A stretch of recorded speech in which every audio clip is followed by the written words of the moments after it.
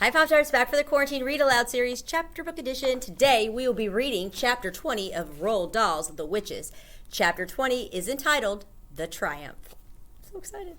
Mr. Jenkins had not gone more than a few paces toward the Grand High Witch's table when a piercing scream rose high above all the other noises in the room. And at that same moment, I saw the Grand High Witch go shooting up into the air. Now she was standing on her chair, still screaming. Now she was on the tabletop, waving her arms. "What on earth's happening, Grandmama?" "Wait," my grandmother said. "Keep quiet and watch." Suddenly, all the other witches, more than 80 of them, were beginning to scream and jump out of their seats as though spikes were being stuck into their bottoms. Some were standing on chairs, some were up on the tables, and all of them were wiggling about and waving their arms in the most extraordinary manner. Then, all at once, they became quiet. Then they stiffened. Every single witch stood there as stiff and silent as a corpse. The whole room became deathly still. "They're shrinking, Grandmama," I said. "They're shrinking just like I did." "I know they are," my grandmother said. "It's the mouse maker," I cried. "Look, some of them are growing fur on their faces. Why is it working so quickly, Grandmama?" "I'll tell you why," my grandmother said. "Because all of them have had massive overdoses, just like you. It's thrown the alarm clock right out of whack." Everyone in the dining room was standing up now to get a better view. People were moving closer. They were beginning to crowd round the two long tables. My grandmother lifted Bruno and me up so that we wouldn't miss any of the fun. In her excitement, she jumped up onto her chair so that she could see over the heads of the crowd. In a few seconds, all the witches had completely disappeared, and the tops of the two long tables were swarming with small brown mice. All over the dining room, women were screaming, and strong men were turning white in the face and shouting, "It's crazy! This can't happen! Let's get the heck out of here quick!" Waiters were attacking the mice with chairs and wine bottles and anything else that came to hand. I saw a chef in a tall white hat rushing out from the kitchen, brandishing a frying pan, and another one just behind him was wielding a carving knife above his head, and everyone was yelling, "Mice, mice, mice! We must get rid of mice!" Only the children in the dining room were really enjoying it. They all seemed to know instinctively that something good was going on right there in front of them, and they were clapping and cheering and laughing like mad.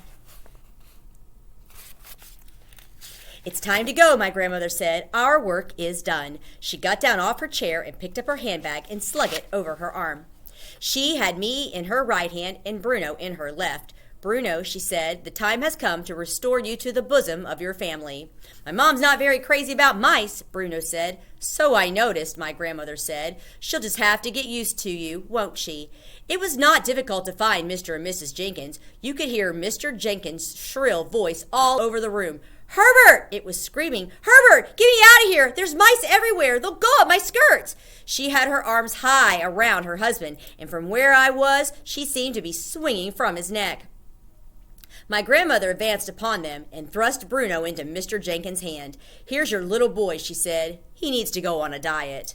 "Hi, Dad," Bruno said. "Hi, Mom." Mrs. Jenkins screamed even louder. My grandmother, with me in her hand, turned and marched out of the room. She went straight across the hotel lobby and out through the front entrance into the open air. Outside, it was a lovely warm evening, and I could hear the waves breaking on the beach just across the road from the hotel.